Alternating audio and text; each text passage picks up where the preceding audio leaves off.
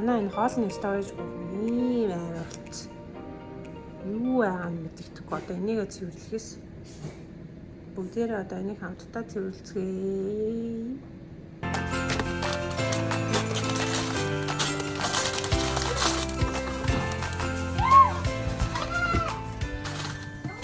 Сая юмнуудаа гаргалаа. Ийм их дэлгүүр ажиллуулахаар л юм ингэж байж бүжигсэн юм болцсон. Энэ ширээгээр бас дүүр юм. Одоо энийг сая ингэж хоослчихсан. Ингээ хоослчихлаа. Одоо сайхан цэвэрлж агаад юм одоо ингээл зэгцлээд хийндээ.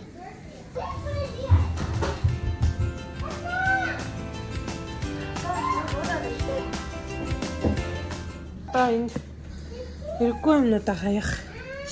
Хогийн уут гаргаж агаад хаях юмнуудаа хаяад удцсан хэрэглээгүй удцсан юмнуудаа бас хаяна. Одоо ингэж ажилдаа орно доо.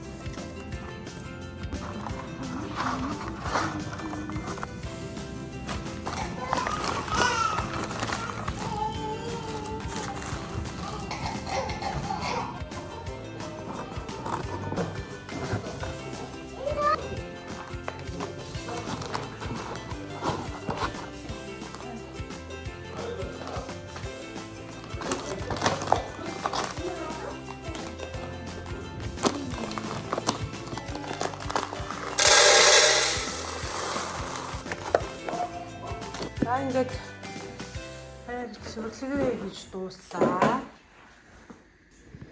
За 1 2 3